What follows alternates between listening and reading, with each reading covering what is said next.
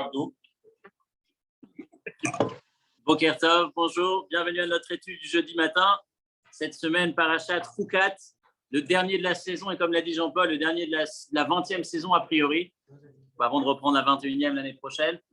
On va essayer d'étudier ce matin un texte pour la fin de l'année, pour l'entrée en vacances scolaires et pour la reprise, peut-être la préparation à la reprise, une réflexion autour de la paracha et de ce qu'elle peut nous apporter pour notre vie au quotidien ou notre philosophie dans la vie au quotidien, le regard qu'on peut porter sur notre... On va voir, on va essayer de développer ensemble. Juste si quelqu'un peut me redonner le nom de la Refoua Shlema pour laquelle on va dédier le cours, cette jeune fille. C'est Karen Batsarit. Keren Batsarit, c'est ça? Oui. Voilà. Keren Refoua Shlema Betor Shach Chonei Israël. Amen. Baou Fatah Adonai Elohim Melech Olam She'akol Nihya Bidvaro. Amen. Parashat Chukat cette semaine, je disais, prenez la première référence. La première référence qu'on a dans le texte, c'est pas sur la paracha de la semaine, mais c'est en rapport avec l'événement de la paracha de la semaine. Ouais, il y a des textes ici. Oh, non, juste en face, il y en a plusieurs. Va être Hanan el Hashem Baetaïl est mort. Deuxième paracha du 5e livre. Les premiers mots de la paracha sont étroitement liés avec l'histoire, le récit que l'on a dans notre paracha, Parashat Chukat. Va être Hanan, Moshe va dire, j'ai imploré, j'ai supplié à Kadosh Baruch Hu en lui disant Hashem Elokim ata achidot alarot je t'en supplie, après tout ce que tu m'as montré comme capacité, comme grandeur, j'aurais voulu que que je puisse traverser le fleuve, entrer en Israël, voir Eretz Israël. Il va supplier Dieu, on l'a vu il y a quelques années, 515 tfilotes, et si on divise 515 par 3, on obtient entre le 15 Av et le 7 Adar. On a l'impression que c'est énorme, c'est tous les jours, 3 fois par jour, Moshe qui supplie Dieu jusqu'au dernier jour de sa vie, je t'en prie, laisse-moi, s'il te plaît, entrer en Israël, peu importe le format, on va le voir dans le Midrash, la difficulté du Midrash, peu importe le format. Qu'est-ce qui s'est passé ? Moshe Rabbeinu ne va pas pouvoir entrer en Israël. Pourquoi est-ce qu'il n'entre pas en Israël ? On en lit l'histoire cette semaine dans la paracha de la semaine, parce qu'à un moment donné, nous voilà dans notre paracha, on fait un saut entre le début et la fin du désert. On reprend un peu Bamidbar. Bamidbar, on entre dans les premiers mois du désert. On a le don de la Torah. Juste après le don de la Torah, l'année d'après, c'était Bamidbar, le premier Pessah qu'ils font, le Pessah après la sortie d'Égypte. Puis ensuite, on a l'épisode des explorateurs. Donc là, on était à 1 an après la sortie d'Égypte. L'épisode des explorateurs aurait dû les emmener directement après à entrer en Eretz Israël. Ils ne vont pas pouvoir entrer en Israël, ils vont rester 40 ans. Juste après l'histoire des explorateurs, on a lu la semaine dernière Korach, la révolte de Korach qui se produit quelques temps après les explorateurs. On le disait la semaine dernière, il rebondit, il profite de l'occasion. Le peuple juif a le moral à zéro. Allez, c'est le moment de réveiller une querelle, de combattre Moshe. C'est plus facile de rassembler le peuple contre Moshe parce que de toutes les façons, il est déçu. C'est un phénomène en politique qu'on connaît bien, en France entre autres.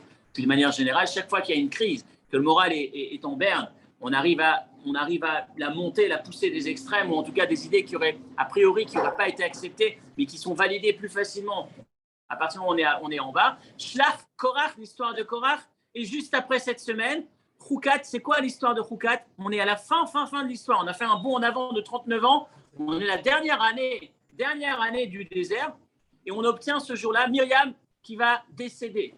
Myriam meurt. Ce jour-là, Moshe et Aaron sont en train Moshe et Aaron sont en train de prendre le deuil. Ils sont dans la tente en train d'être en deuil pour leur sœur qui vient de partir, leur grande sœur. Et puis on entend des pleurs à l'extérieur. J'aime beaucoup cette illustration qu'on a eue il y a quelques années. Les pleurs à l'extérieur, on se dit que c'est peut-être le peuple qui pleure le deuil avec Moshe et Aaron, le deuil de leur sœur, de leur grande sœur. Et non, c'est les pleurs qu'on reconnaît, c'est ceux du peuple qui se plaint. On a soif, il n'y a pas d'eau. Qu'est-ce qui s'est passé ? Le puits qui était présent dans le désert, qui accompagnait le peuple grâce à Myriam. Myriam les ayant quittés, le puits a disparu. On ne sait pas où il est ce puits. Et donc le peuple se plaint. Moshe va sortir, va encore entendre cette voix qu'il connaît, c'est ce... Hein? La litanie. Voilà. Et il va dire, qu'est-ce qui se passe? Vous voulez de l'eau? Il va chercher, laissez-moi le temps, je vais chercher le puits. Et il se met à chercher, Dieu lui dit, tu sors, et vous allez parler au puits. Vous allez lui parler, il va donner de l'eau. Vous allez trouver le puits. Moshe ne trouve pas le puits. Le peuple lui dit, mais tu te moques de nous. Qu'est-ce que tu es en train de chercher un puits? Comme il cherche, c'est un rocher, il cherche le rocher. Il cherche le bon rocher. Et le peuple lui dit, mais attends, mais qu'est-ce que ça change? Qu'est-ce que tu as besoin? Si en parlant à un rocher, il va y avoir de l'eau, que ce soit l'eau, qu'est-ce que ça change? Et finalement, Moshe arrive sur un, il le frappe. Ça ne sort pas, il frappe 2 fois et ça sort, de l'eau sort. Et Dieu dit à Moshe, non, c'est pas bon. Il ne fallait pas frapper. Je t'avais dit, vous avez perdu l'opportunité, vous avez loupé de saisir l'opportunité de me sanctifier aux yeux du peuple juif. Si le peuple aurait pu assister s'il avait assisté, à cette scène où vous parlez à un rocher et le rocher répond, a fortiori que le peuple serait dit, quand Dieu nous parle, on a intérêt, on devrait répondre. Ça, c'est l'approche, c'est le manque de sanctification du nom de Dieu qui a eu lieu pendant cet épisode, qui va coûter à Moshe et à Aaron, Dieu qui va leur dire, vous ne pourrez pas entrer en Israël à cause de cela. Les années précédentes, on s'est arrêté sur quelle est la faute finalement de Moshe, d'Aaron, de Moshe. Quelle est la faute? Pourquoi est-ce que c'est ça, parler à un rocher ou frapper à un rocher qui donne de l'eau? Après tout, prends ton bâton, va parler au rocher. Prends ton bâton. Donc Moshe aurait pu imaginer qu'il avait besoin de son bâton. Et puis il y avait des antécédents. Parashat Béchalach, Dieu lui avait dit aussi de frapper le rocher, de frapper cette fois-ci le rocher pour obtenir de l'eau. On ne va pas s'arrêter aujourd'hui sur la faute de Moshe. On va s'arrêter sur autre chose. On va s'arrêter sur peu importe la faute de Moshe. Peu importe l'erreur. Peu importe ce que tu en veux. Pourquoi est-ce que c'est tellement impardonnable? Mais là où ça nous dérange, là où ça va nous faire mal, c'est que Dieu, même s'il mérite tout ce que tu as choisi, même si dorénavant, ce n'est pas lui qui doit faire entrer le peuple en Israël, mais c'est Yoshua, d'accord? C'est plus l'heure de Moshe, c'est Yoshua. Mais comment tu peux laisser passer les pleurs, les supplications, 515 prières, et la seule réponse que Dieu va lui donner, on l'a toujours dans le texte numéro 1, va Yomer Hashem Elai Ravlach. Ravlach, stop, ça suffit pour toi. Stop, arrête, tais-toi. Il ne dit pas tais-toi, mais presque. Arrête de prier. Ça veut dire qu'il n'y a pas d'élément clair. On a l'impression qu'il n'y a pas de justification. Il n'y a pas d'élément rationnel qui puisse justifier Moshe, arrête de prier. C'est stop, tais-toi, je ne peux plus. Comme si tais-toi, je n'ai pas de raison, mais c'est comme ça. Mais pourquoi? Depuis quand, à ce point, Dieu n'est pas capable d'exaucer pas la simple prière, la prière intense, les 515 prières, supplications que Moshe va avoir à son égard? N'importe quelle prière que nous demandons à Dieu, Dieu dit je réponds. Et là, on parle de quoi? De Moshe Rabbeinu qui va supplier Dieu et Dieu qui ne répond pas.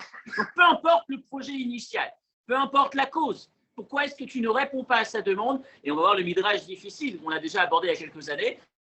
La demande n'était pas d'entrer en Israël et d'être le maître en Israël. Moshe était prêt à quitter ses fonctions. Regardez le midrash qui suit Mechilta. Amar Moshe lefanav, Moshe a dit à Dieu, Ribono shel olam, maître du monde. Le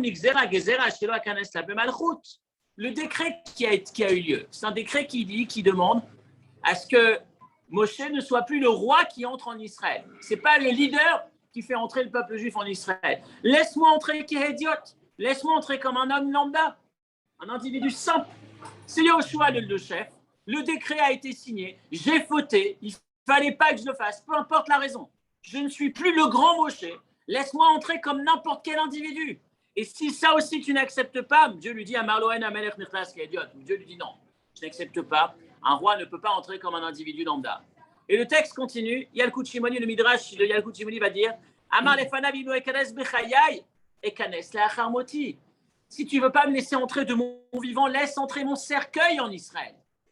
Laisse entrer ma dépouille, mon corps, décédé, mort.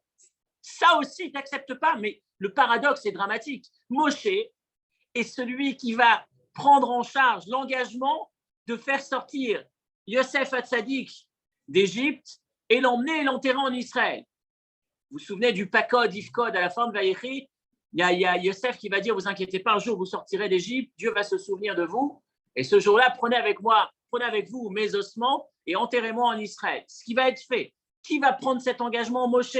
Moshe va se charger jusqu'au bout, jusqu'au dernier kilomètre, faire en sorte qu'il ne reste pas dans le désert, qu'il entre en Israël, Yosef.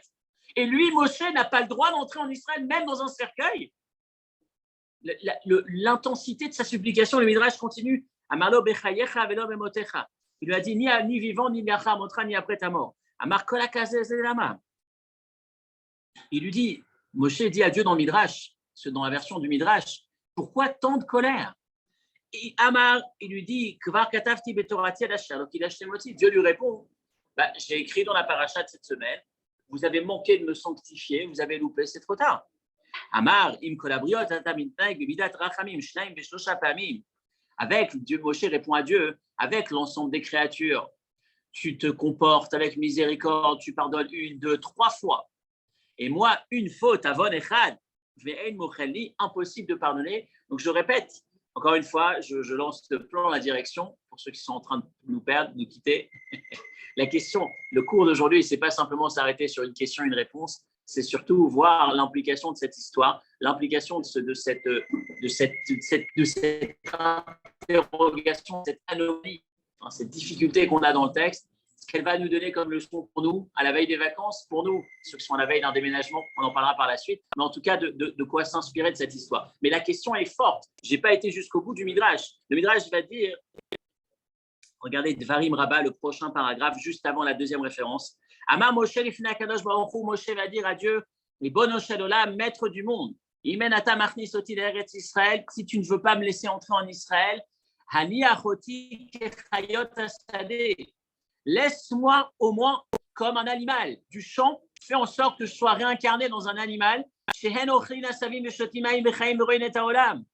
Au moins, eux peuvent profiter d'Israël dans un autre format, pas celui de l'être humain, mais ils sont présents. On a même l'exemple, Amar lefanav, alors Dieu va lui dire non.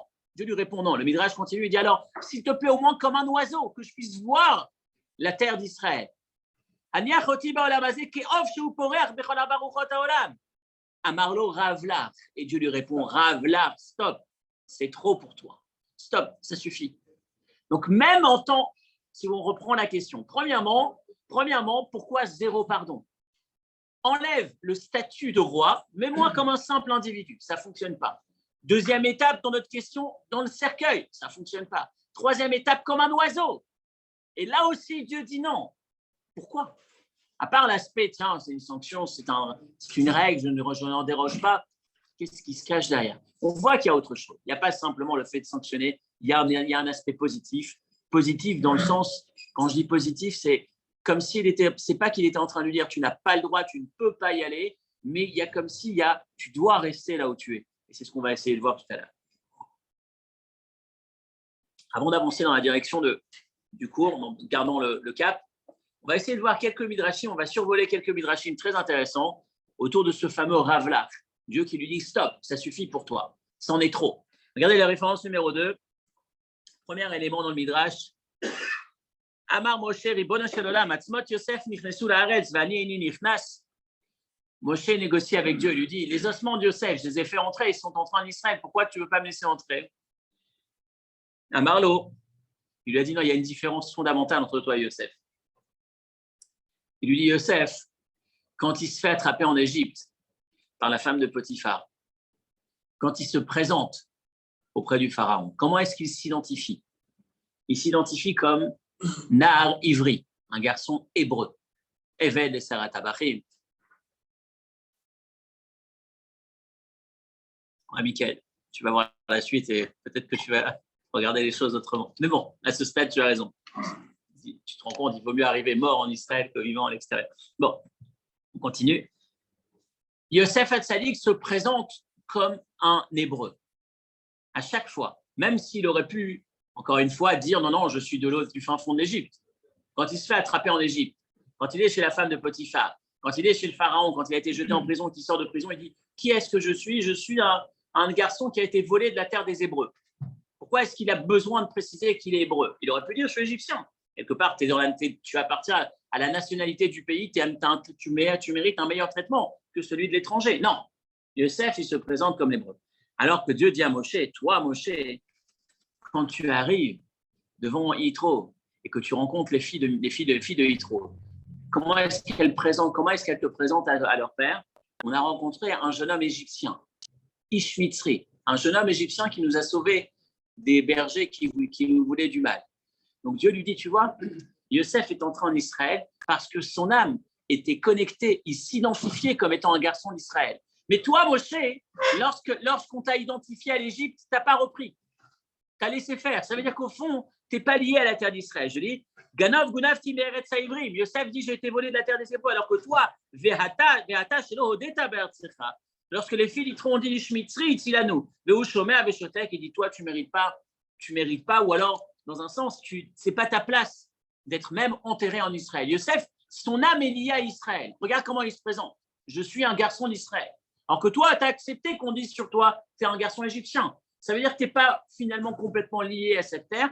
Dans le même esprit, un midrash aussi étonnant, mais vous allez voir, encore une fois, dans la même direction, ça fait partie de ces midrashim atypiques ou ces midrashim qui nous… On va étudier aujourd'hui des textes assez difficiles ou en tout cas, à première vue, difficiles à comprendre. Un autre midrash qui revient du texte de la Gemara Sota à la page 13, la Gemara dit, tu te rappelles, dans Korach, Moshe t'a dit aux enfants de Korach, à Korach et à sa bande, tu leur as dit Rav Lachem, ça suffit pour vous. Et bien, comme tu leur as dit Rav Lachem, toi aussi Rav Lach, ça suffit pour toi. En apparence, ça ne veut rien dire. En apparence, ce sont des mots similaires, mais le contenu n'a rien à voir. Et Moshe va dire à Korach, Rav Lachem, vous êtes déjà Lévi, pourquoi est-ce que vous voulez devenir Cohen? Alors, comme j'ai dit à Korach, vous êtes déjà Lévi, pourquoi est-ce que vous voulez devenir Cohen? Alors, moi, je mérite qu'on me dise Rav Lach, reste dans le désert, ne rentre pas en Israël, quel rapport? Il y a un lien. Le Malbim m'explique une idée très jolie. Il lui dit, tu te rappelles de l'argument que tu as donné à Korach? C'était quoi ton argument à Korach? Et ça, c'est une idée très forte. On l'a déjà abordé dans le passé. L'argument profond que Moshe dit à Korach, c'est si toi, Korach, tu deviens Aaron, qui est-ce qui sera Korach? Rav Lachem, ça veut dire ta mission sur terre, c'est de faire la mission de Korach. Ta mission, ce que tu es censé être, c'est un Korach. Tu combats pour devenir Aaron. Tu as l'impression qu'en étant Aaron, tu seras mieux. On en parlait la semaine dernière quand on parlait de la jalousie. Tu as l'impression qu'en étant Aaron, tu seras enfin toi-même, mais non. En étant Aaron, tu seras Aaron. Et qui sera Korach? Rav Lachem, ça veut dire arrête d'apprécier ou de t'apprécier, d'apprécier ta valeur exclusivement lorsque tu deviendras ce que l'autre est. Lorsque tu deviens l'autre, tu laisses ta place vacante et tu perds. Il n'y a personne qui s'occupera de faire ta mission. Tu es descendu sur terre pour faire une mission qui est la tienne. Lorsque tu cherches à devenir l'autre, celle de l'autre ne sera pas faite comme c'était prévu par l'autre. Et toi, finalement, la mission que tu devais faire, tu vas passer à côté. Rav Lachem, ça veut dire apprends à apprécier quelle est ta mission. Ça ne sert à rien d'aller dans une autre voie. Et Moshe se prend la même réponse aujourd'hui dans Rav Lach. Dieu lui répond, tu te rappelles l'argument que tu as donné à Korach, c'est pas ta mission? Non, c'est la même chose pour toi, c'est pas ta mission. C'est Yehoshua sa mission en entrant en Israël. C'est pas à toi, Moshe. Donc on a ce midrash encore, ces deux midrashim qui veulent dire, qui nous laissent quand même avec un étonnement, bien évidemment. Mais malgré tout, pourquoi est-ce que tu n'exauces pas les pleurs, les supplications, la prière de Moshe? Moshe a tellement fait pour les autres et tu ne peux pas accepter qu'il entre, ne serait-ce qu'être enterré en Israël. Ça reste étonnant. Pourquoi Moshe n'est pas enterré en Israël? Pourquoi Moshe se retrouve encore dans le désert aujourd'hui? Pourquoi il n'est pas entré en Israël, au moins dans un cercueil? C'est une question qui reste présente. Alors l'intérêt, la particularité d'en parler aujourd'hui, je reviendrai juste après, mais on va garder le fil juste après, mais c'est intéressant parce que vous savez que la semaine dernière, Shabbat dernier, on parlait du 3 Tammuz, Baruch Hashem, on a eu un très très gros Shabbat pour ceux qui ont eu la possibilité de partager à distance au moins l'inspiration du Père Moyen de Shabbat. Le 3 Tammuz, c'est la Iloula du Rabbi. La Iloula du Rabbi, c'est la 28e Iloula cette année. On parlait de tout ce monde qui va chez le Rabbi. Quand on passe au Oel du Rabbi, sur la tombe du Rabbi, Baruch Hashem, j'ai eu l'occasion de vous mentionner dans mes demandes de bénédiction, de prier pour vous. J'ai parlé du cours du jeudi matin. Je n'ai pas parlé de la 20e saison. J'ai parlé du cours du jeudi matin, entre autres. Mais quand on voit ces milliers, ces dizaines, peut-être ces centaines de milliers de personnes qui passent, je ne sais pas combien est-ce qu'ils sont à passer, il y a toujours cette question qui revient. Pourquoi le Rabbi n'est pas enterré en Israël? Donc, ce n'est pas qu'on cherche à comparer les questions. C'est qu'on cherche à se poser la question à partir de Moshe, trouver une réponse autre que simplement c'est la sanction, mais il y a un sens dans le lieu dans lequel il est enterré. C'est pas, il n'a pas pu être enterré là où il devait, donc il est dans le désert. Non, c'est son emplacement, ce qui était la place ou le sens de là où il est enterré, c'est le désert parce qu'il y a une raison spécifique, et ce serait, on verra par la suite, la même idée ou une idée similaire qu'on retrouverait dans le fait que c'est le nombre de personnes qui ont correspondu avec le rabbi et qui ont posé la question, mais pourquoi est-ce que vous n'êtes pas allé en Israël? Pourquoi est-ce que vous n'êtes… Pourquoi? Et après sa disparition, pourquoi est-ce qu'il n'a pas été enterré en Israël? Ou avant, pourquoi est-ce que le rabbi précédent n'était pas enterré en Israël? Cette notion, cette réflexion, cette question, on va essayer d'aborder. Encore une fois, l'objectif étant de s'inspirer par rapport à nous et notre emplacement dans la vie. Qu'est-ce que cela représente? Mais juste avant ça, le Chafetz Chaim donne une image très intéressante sur ce Rav Lachem, Moshe qui dit à Korach, si tu deviens Aaron, qui s'occupera de toi? Il donne ce qui fera ta mission. Reste bien, prends conscience que tu as une mission et c'est là où tu es censé t'épanouir, c'est là où tu es censé te développer. Ce n'est pas en réalisant la mission de ton voisin que tu te réaliseras. Le Chafetz Chaim donne cette image, une illustration assez forte. C'est un orfèvre qui travaille les matériaux les plus précieux avec des outils tellement précieux, tellement chers, tellement minutieux, à la pointe de la technologie. Il part à la retraite. Et il a tous ces outils très, très précieux. Il va voir, il se dit, qu'est-ce que je vais faire? Je pars à la retraite, j'ai personne qui prend mon magasin. J'ai tout ce matériel cher, je vais le vendre à 50% à mon voisin. Il va voir la boutique d'à côté, c'est un cordonnier. Et il lui dit, tiens, j'ai pour toi, est-ce que tu veux racheter? Je te fais un prix, 50%. J'en ai plus besoin, je m'en vais, 50%. Et l'homme lui répond, tu sais, les outils que tu as sont extrêmement fins, mais ils ne me servent absolument à rien dans mon métier. Même si tu me les donnes gratuitement, je ne veux pas, ils ne vont qu'occuper de l'espace dont j'ai tellement besoin dans ma boutique. Ça ne sert à rien. Ce n'est pas parce que ça a de la valeur, ce n'est pas parce que tu me fais un prix dessus que je vais l'utiliser. Ce n'est pas fait pour moi. Dans ma mission, ça ne va pas m'aider. Rav Lachem, c'est aussi une idée à intégrer. Quand on parle de jalousie, la bonne jalousie, la mauvaise jalousie, le cours de la semaine dernière, se rappeler de cette idée, intégrer cette idée dans les paramètres de réflexion. Regardez ce que l'autre fait, ce que l'autre réussit. Si c'est pour m'inspirer dans ma voie, oui. Mais si c'est pour me dire, pourquoi est-ce que je ne suis pas lui? Pourquoi est-ce que je ne suis pas dans sa voie? Être dans sa voie, ça m'emmènera nulle part. Ce n'était pas ma voie, ce n'est pas celle dans laquelle je suis censé m'inscrire. On referme la parenthèse et donc on revient. Je vous invite à lire le dernier paragraphe de la différence numéro 2, le Malbim. C'est l'illustration, la conclusion de ce que j'étais en train de dire, dans des mots très précis. Rav Lach, Rotzel Omar, qu'est-ce que Dieu est en train de dire à Moshe quand il lui dit ça suffit pour toi? C'est pas simplement stop, c'est plus que ça. Tu as déjà atteint la perfection et la sainteté, tu en as même de trop. Tu as tout ce qu'il te faut pour toi. Dans ta voie, tu as tout ce qu'il te faut.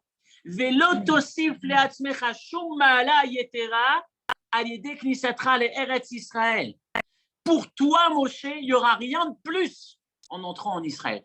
Pour toi, Moshe, ta mission, c'est cette voie-là. Tu as l'impression que parce que tu n'es pas dans cette voie, il te manque quelque chose. Rav Lach, ta mission, c'était ça. Tu l'as fait à 100%. Tu vas tout faire pour aller en Israël, mais ce n'est pas pour toi. Ce n'est pas ça ta mission. Rav Lach, al Tosef, Rotzenomar, Shekacher, al Tosef, Daber Elay, Od Badavarase, Yelcha Rav Yoter. Les mots sont très forts. Il lui dit si tu arrêtes de me parler, Dieu dit à Moshe, si tu arrêtes de me parler, si tu arrêtes de me supplier d'entrer en Israël, arrête de me demander. Si tu arrêtes, tu auras beaucoup plus que si tu obtiens d'entrer en Israël. Tu auras beaucoup plus en arrêtant de demander. Parce que ta mission, elle est là, elle n'est pas là. C'est très, très fort comme idée, mais ça nous laisse quand même avec une interrogation. Pourquoi?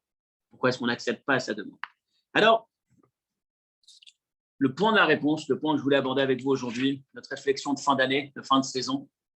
En général, la fin d'année, quand on arrive à cette période de l'année, peut-être pas tout de suite, mais d'ici 2, 3 semaines, 4 semaines, tout dépend pour qui. Des fois, c'est juillet, des fois, c'est août.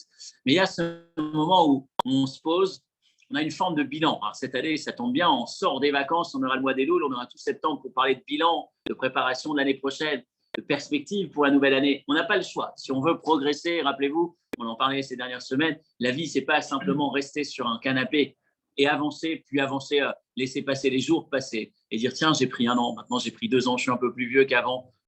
La vie est faite pour, comme on le disait, l'âge que l'on a, c'est l'âge, les jours qu'on a pu marquer, qu'on a pu impacter, on a pu faire. Et forcément, dans ce process-là, il y a un moment où on est obligé de s'arrêter, de regarder derrière et de se projeter vers l'avenir, vers demain.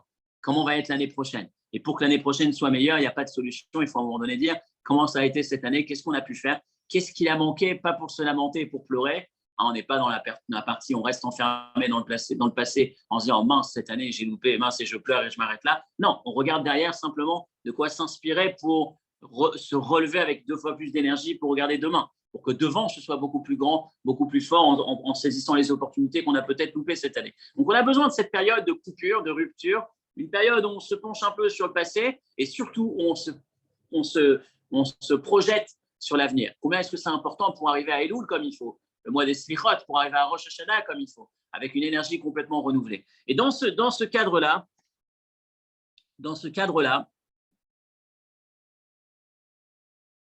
voilà l'idée qu'on va essayer de développer aujourd'hui à partir de l'histoire de Moshe hors d'Israël. Moshe qui n'est pas enterré en Israël, Moshe qui est enterré dans le désert, Moshe qui n'entre pas en Israël, ce n'est pas par dépit, ce n'est pas parce qu'il a manqué seulement, c'est parce que sa mission était de rester dans le désert. Et pourquoi ?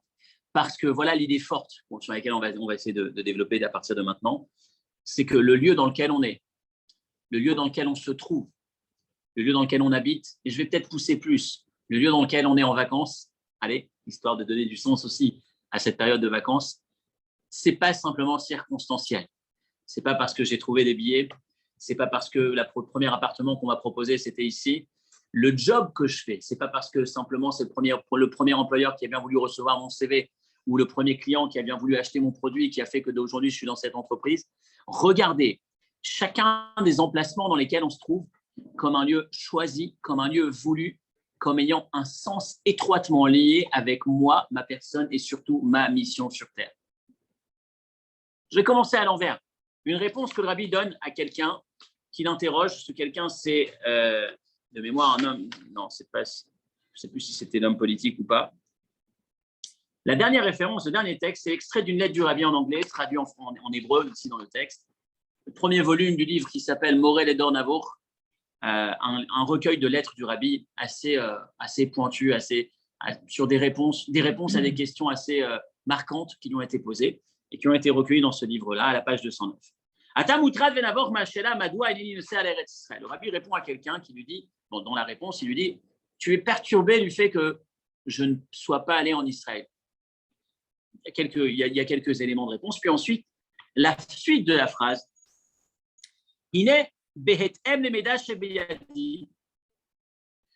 à partir des informations que je possède, la ville dans laquelle tu vis, toi qui m'écris, qui pose la question, le jeune homme qui pose la question, il y a un grand vide, un grand espace dans lequel il y a de quoi renforcer le judaïsme, la vie juive. Il y a même de quoi renforcer les lois morales, les 7 lois noachim. Et puisque tu as l'air vraiment perturbé et que tu demandes une réponse, je vais te répondre. Le premier devoir de n'importe quel juif sur terre, c'est de réaliser sa mission, et en particulier Bemakom Shebo Hu Chai, dans le lieu dans lequel tu vis, dans le lieu dans lequel tu évolues, le lieu dans lequel on vit, le lieu dans lequel on travaille, ou peut-être même, par extension, le lieu dans lequel on se trouve en vacances, c'est jamais par hasard. Mais surtout le lieu dans lequel on vit, surtout dans le lieu dans lequel on travaille. On passe combien d'heures, combien d'années, combien de temps sur Terre dans cette zone-là? Ce n'est pas le fruit du hasard. Le lieu dans lequel j'habite m'engage dans le sens où c'est ce lieu qui exige de moi que je produise, que je donne, que j'impacte le plus dans la ligne de conduite des cours qu'on a pu faire les semaines précédentes. Lorsque Moshe Rabbeinu reste en Israël, regardez ce midrash. On va revenir maintenant dans l'ordre. Le midrash dans Devarim Rabbah. Amar HaKadosh Baruch Hu le Moshe. Référence numéro 3, début du texte. Dieu a dit à Moshe, si tu vas maintenant être enterré dans le désert, grâce à toi, on s'en souviendra. On se souviendra à deux de cette génération. Rappelez-vous que la génération du désert, c'est une génération qui a reçu un jugement extrêmement dur. Je crois que c'est Rabbi Yoshua ben Hanan, je crois que je ne me rappelle plus si c'est Rabbi Yoshua ou pas. Non, je n'ai plus le nom. Il y a un des maîtres qui va dire que la génération du désert n'a pas de part au monde futur. C'est une génération qui a fauté ou qui a été impactée par la faute de manière très forte. Donc le Midrash dans Devarim Rabbah va dire, référence numéro 3, il lui donne l'exemple suivant. Un homme qui a perdu quelques petites pièces dans le sable. Et il demande aux gens, ça ne vous dérange pas de m'aider, s'il vous plaît, j'ai perdu quelque chose dans le sable. Les gens lui disent, qu'est-ce que tu as perdu? Les passants s'arrêtent.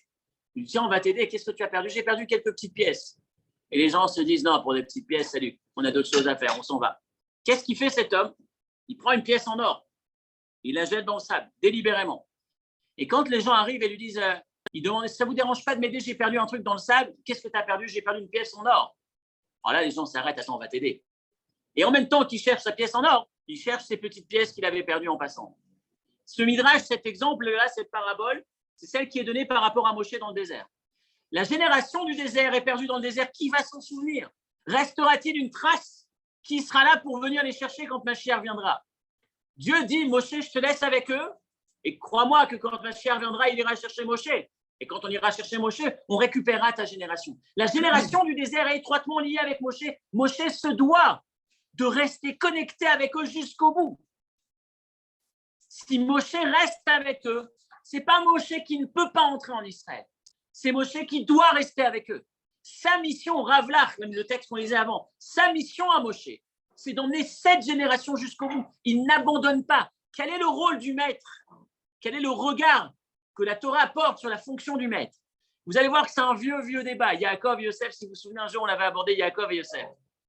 Comment est-ce qu'on regarde le rôle du maître? Est-ce que c'est celui qui se tient tout en haut et puis les élèves le voient et disent, ah tiens, il est là-bas, il faut qu'on aille par là-bas? Ou est-ce que c'est celui qui va avec les élèves, qui les approche, qui les accroche et qui les emmène avec lui tout en haut? Regardez l'épisode assez fou de Yaakov et Yosef. Encore un épisode qui pose problème. Yaakov va mourir. Dans Bereshit, en Vayechi. Il va bientôt mourir. Il demande à son fils, Yosef, viens me voir. S'il te plaît, je te demande un service. Écoutez, en 3 temps. Premièrement, j'ai besoin que tu m'emmènes, que tu me promettes que tu m'emmènes en Égypte, pas en Égypte, que tu me sortes d'Égypte, que tu m'enterres en Israël. Tu peux me rendre ce service? Yosef répond oui. Yaakov lui dit non, jure-moi s'il te plaît. Rappelez-vous que pour jurer à l'époque, c'était mettre sa main sous la mila, ce qui n'est pas tout à fait idéal comme situation, mais il va le faire pour lui jurer. Deuxième élément. Donc il lui a dit, il s'est engagé, ça ne suffit pas, il doit jurer. Et puis ensuite, Yaakov, qui est extrêmement fatigué, se lève et se prosterne à Yosef. Et les commentaires vont dire pourquoi? Pour l'engager davantage. Tu te rappelles? Je me suis levé, combien est-ce que j'étais satisfait d'entendre que tu avais pris cet engagement? Je suis sûr maintenant, je peux mourir tranquille. Je pars en paix, je sais que tu t'occuperas, tu ne me laisseras pas en Égypte, tu me sortiras d'Égypte. Et les commentateurs se posent la question, à ce point, Yaakov n'a pas confiance en son fils Yosef. Il va lui demander une chose, il lui répond oui. Il lui fait jurer, il s'incline devant lui. Est-ce que c'était tellement nécessaire? On a l'impression qu'Yaakov se dit, si je ne fais pas ça, il ne le fera pas. Et la réponse qui nous est donnée, c'est que oui, effectivement, Yaakov avait de vraies raisons de se douter que son fils ne le fasse pas. Pourquoi? Parce qu'on a 2 philosophies entre Yaakov et Yosef. Yaakov va faire jurer Yosef, dès que je meurs, tu me sors, tu m'emmènes en Israël. Yosef, avant de mourir, qu'est-ce qu'il va dire à ses enfants et à ses frères? Il va dire, quand je meurs, gardez-moi en Égypte. Je reste avec vous. En sortant, quand vous partez, n'oubliez pas de me prendre avec vous. Yosef a cette philosophie, vous êtes en Égypte, je reste avec vous. Yaakov, non, moi je pars en Israël et après, les enfants verront, ils connaîtront la direction. Mais Yosef, c'est celui qui reste avec eux. Yosef, c'est celui qui, pendant que le peuple souffre en faisant les pyramides, en voyant les enfants mourir, ils souffrent tellement, ils savent qu'on va au Nil. On sait qu'il y a Yosef qui est avec nous, on n'est pas seul. Yosef, notre mentor, est encore avec nous. Il nous avait dit, Pakod, Ifkod, Dieu se souviendra, il est avec nous, il reste avec nous. Rappelez-vous cette image-là, dans un sens. Il y avait aussi les cèdres de Yaakov dans ce même esprit. Mais en tout cas, Yaakov a de vraies raisons de s'inquiéter que Yosef ne le fasse pas, parce que Yaakov et Yosef n'avaient pas la même vision sur cette chose-là. Et c'est un peu cette idée qu'on va retrouver aussi dans Esther. Mordechai qui dit à Esther, quand Esther, elle refuse ou elle laisse entendre que ce n'est pas possible d'aller voir le roi Achashverosh, elle risque d'être tuée, Mordechai va lui dire, mais comment est-ce qu'il dit? Il lui dit, mais si tu es arrivé à ces fonctions, si tu es la reine, c'est pas pour rien, c'est pas par hasard. Si tu es à cette place, c'est que ta raison d'être, c'est d'agir maintenant. Le lieu dans lequel tu te trouves t'engage. C'est la définition, c'est le cadre d'expression de ta mission dans lequel tu vas pouvoir réaliser ta mission. C'est cette philosophie que ce texte nous enseigne. Et c'est celui que je voulais qu'on retienne. Mais on va le faire avec un cran plus loin, un midrash complètement dingue. On terminera là-dessus. Un midrash, quand je dis complètement dingue, un midrash compliqué à comprendre.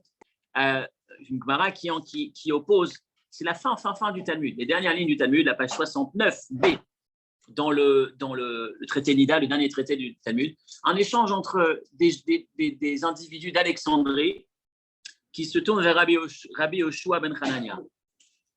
On termine là-dessus.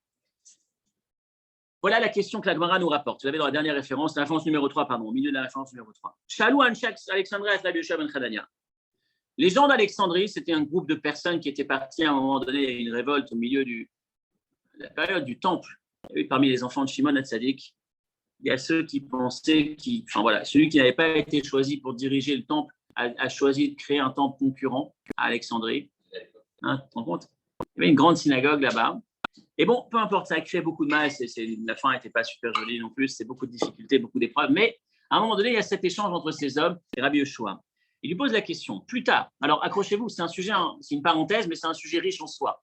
Plus tard, lorsque les morts reviendront, à la résurrection des morts, lorsque la génération du désert reviendra, est-ce qu'ils vont devoir être purifiés ou pas? J'explique, c'est quoi le sujet? Normalement, lorsqu'on est en contact avec un défunt, on devient impur. Aujourd'hui, on ne peut pas sortir de cette impureté. On ne peut le faire qu'à partir lorsqu'on est aspergé de cette mixture entre les eaux de source et les cendres de la vache rousse. Paracha de la semaine aussi, début de la paracha de cette semaine. Donc, la question qu'il leur pose, que les hommes posent à Rabbi Yoshua, c'est plus tard, on va devoir tous être purifiés. On est tous impurs, on va tous passer par ce processus de purification. Mais j'ai une question. Ceux qui reviennent de la mort, après la résurrection, est-ce qu'on va considérer, comment est-ce qu'on revient? Comment est-ce que la résurrection s'opère? La résurrection s'opère avec ce fameux loose, ce petit morceau d'os qui nous reste, tout le corps, après notre disparition, va devenir poussière, sauf un os, un petit os qui reste. À partir de cet os, un corps repousse. Quel est le processus exact? L'os lui-même, il n'est pas impur. Le cadavre n'est pas impur, il rend impur d'une certaine manière.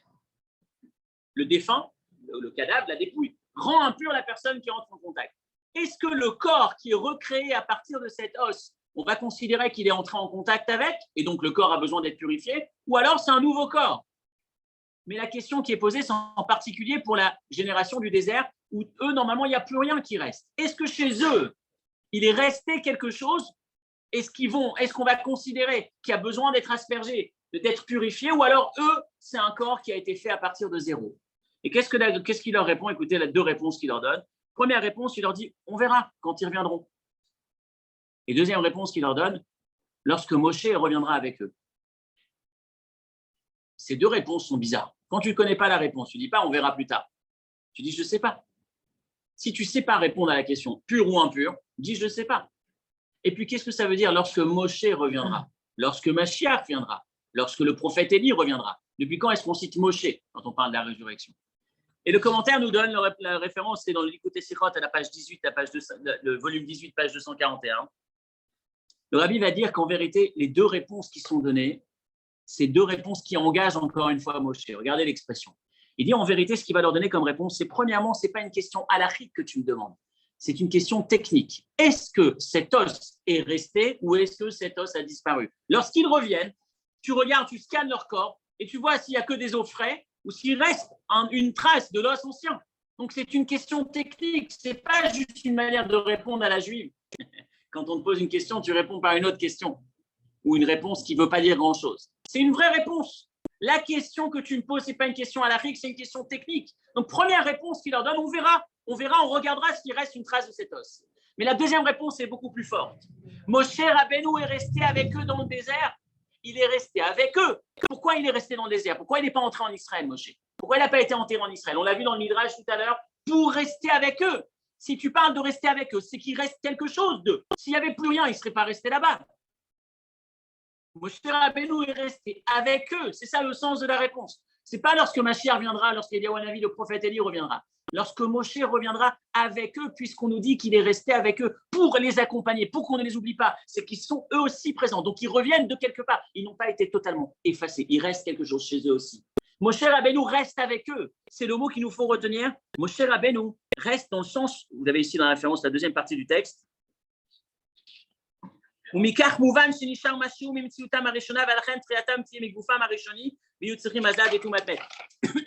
de là qu'ils sont complètement restés. Moshe Rabbeinu reste parce qu'ils sont restés. Donc, il reste quelque chose chez eux. Il reste quelque chose chez eux. Et c'est la raison pour laquelle Moshe est resté avec eux. Donc, pour nous, le point qui nous reste à emporter, si on peut dire, de cette étude, de cette approche, de cet enseignement, c'est nous rappeler que Moshe, il n'y a pas que le dépit, il n'y a pas que il n'a pas pu entrer en Israël parce qu'il y a quelque chose qui n'allait pas. Mais ce qui nous permet de comprendre un peu comment est-ce que Dieu reste sourd, si on peut dire, à toutes ces supplications, à toutes ces prières, à toutes ces larmes, à tout ce qu'il a imploré pendant tellement de temps, tellement de prières, c'est que derrière, il est en train de lire ce fameux Ravlar, ta mission, c'est pas là.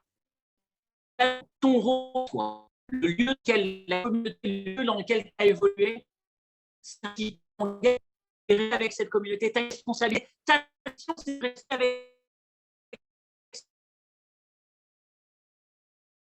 Alors, je ne dis pas qu'on ne puisse pas déménager, qu'on ne puisse pas envisager une alia, ça fait partie des. Je suis dans un endroit. Je me pose encore une fois, qu'est-ce que je fais? Est-ce que je dois quitter cet endroit? Ou est-ce que je dois quitter ce lieu dans lequel je vis, ou ce lieu dans lequel je travaille, ce lieu dans lequel j'évolue? Le quitter ou pas le quitter, se poser la question, ou en tout cas prendre.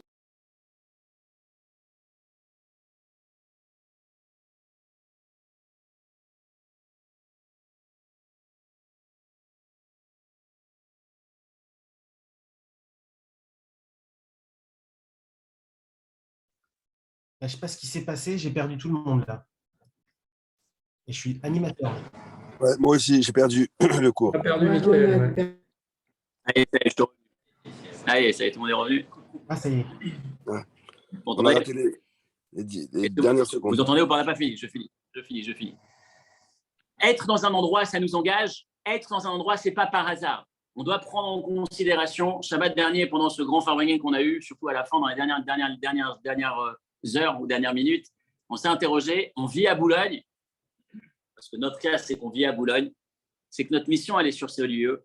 Et qu'est-ce qu'on peut faire pour changer, pour transformer, pour faire évoluer, pour que notre existence dans ce lieu ait permis d'impacter le lieu. Quand on regarde l'endroit dans lequel on vit comme un lieu qui est censé être notre mission, on regarde sa vie autrement. On n'est pas simplement en train de se lamenter, mais on prend conscience de la richesse et surtout, on œuvre différemment. Voilà notre message pour cette fin d'année, pour cette période estivale, période de vacances et surtout pour la rentrée prochaine. Quels sont les projets? Qu'est-ce qu'on va pouvoir mettre en œuvre pour réaliser cette mission, celle qui nous lie à l'endroit dans lequel on vit? Shabbat Shalom et bonnes vacances à tous.